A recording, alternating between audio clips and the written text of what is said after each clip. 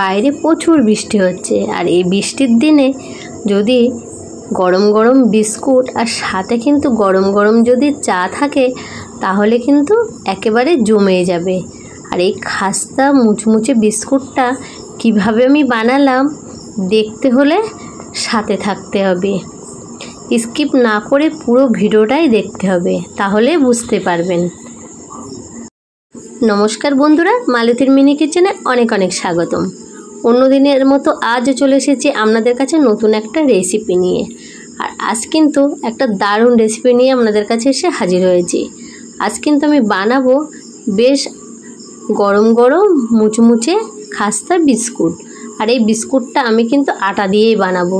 এটা খেতে দারুণ লাগে, বেশ মুচমুচে শক্ত বিস্কুটটা সন্ধ্যায় চায়ের আড্ডায় জমে যাবে। আর বাচ্চারা কিন্তু খুবই পছন্দ করবে।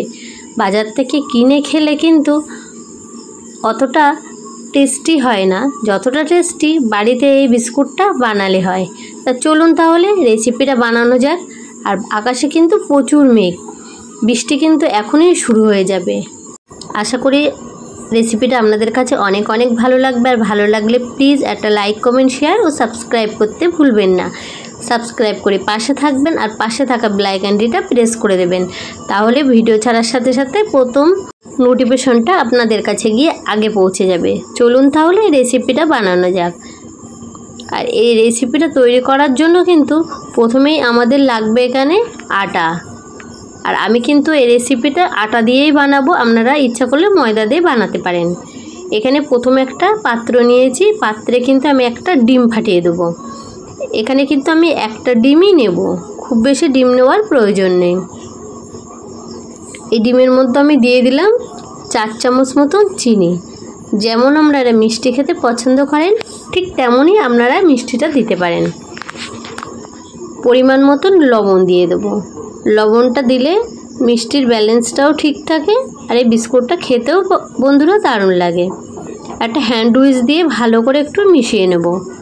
আর চিনিগুলো কিন্তু একটু আস্তে আস্তে থাকবে, তাহলে কিন্তু বিস্কুটটার মধ্যে খেতেও ভালো লাগবে। এর ভিতরে আমি এবার দিয়ে দেবো আটা। আমি এখানে গমের আটা নিয়েছি, আপনারা ময়দাটাও নিতে পারেন। তো 1 বাটি আটা নিয়েছি, আটাটা এর ভিতরে মিশিয়ে নিলাম। মিশিয়ে হ্যান্ড উইচ দিয়ে ভালো করে মিশিয়ে নিতে হবে। আর 1 চামচ নিয়ে নিয়েছি বেকিং পাউডার। বেকিং পাউডারটা দিয়ে ভালো করে একটু মিশিয়ে নেব। নিয়ে পরিমাণ মতন জল দিয়ে একটা ডো তৈরি করে নেব। আর এর ভিতরে কিন্তু আমি 4 চামচ মতন রিফাইন তেল দিয়ে দিয়েছি। দিয়ে ভালো করে শক্ত মতো করে একটা ডো তৈরি করে নিলাম। এটা আমি রেস্টে রেখে দিয়েছিলাম প্রায় 10 মিনিটের মতন। আর 10 মিনিট পরে ফিরে এলাম। আর ভালো করে হাত দিয়ে আর একবার একটু মাখিয়ে নেব। নিয়ে কিন্তু ভালো করে ডোটা মাখিয়ে নিলে আর একটু সফট হয়ে যাবে। আর এর থেকে কিন্তু আমি ছোট্ট ছোট্ট করে লেচি তৈরি করে নেব।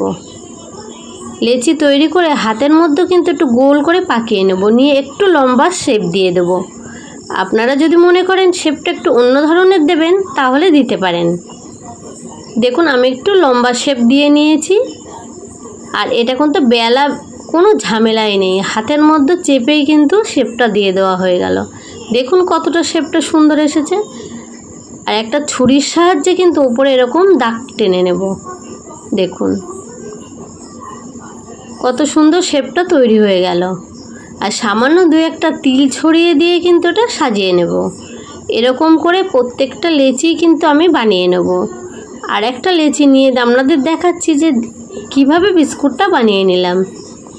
আর দেখুন বাইরে কিন্তু প্রচুর বৃষ্টি শুরু হয়ে গেছে, সারাটা দিন কিন্তু বৃষ্টি হচ্ছে। আর একদম কিন্তু কারেন্ট নেই আমাদের এখানে, এত অসুবিধা হচ্ছে। তার ভিতরেও কিন্তু আপনাদের ভিডিও দেওয়ার চেষ্টা করি। আপনারা সবাই স্কিপ না করে পুরো ভিডিওটাই প্লিজ একবার দেখে নেবেন। বিস্কুটগুলো কিন্তু সবই রেডি করে নিয়েছি। আর এবার গ্যাসটা জ্বালিয়ে দিলাম। আর গ্যাসটা জ্বালিয়ে দিয়ে কিন্তু একেবারে অল্প আঁচে কিন্তু এটা ভাজতে হবে।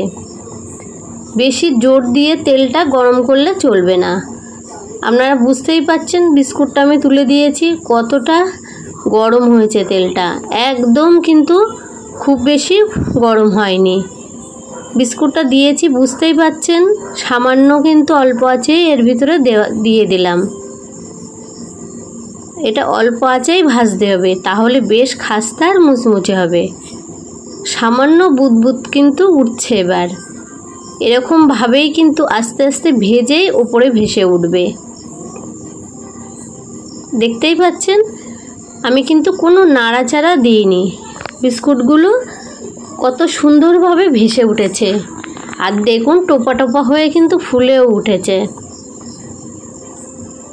বলুন তো, এরকম বৃষ্টির দিনে গরম গরম 1 কাপ চায়ের সাথে যদি এরকম গরম বিস্কুট পাওয়া যায়, তাহলে তো কোনো কথাই হবে না।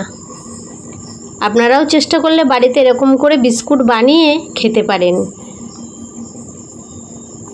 আর যেহেতু আটা দিয়ে বানানো, বিস্কুটটা খেতেও দারুণ হবে। এগুলো কিন্তু আমার পুরোটাই ভাজা হয়ে গেছে, এবার আমি নামিয়ে নেব।